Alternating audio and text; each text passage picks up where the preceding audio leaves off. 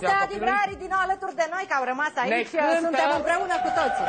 O melodie cu dedicație specială pentru Gigi Becali, Steaua di Vreari!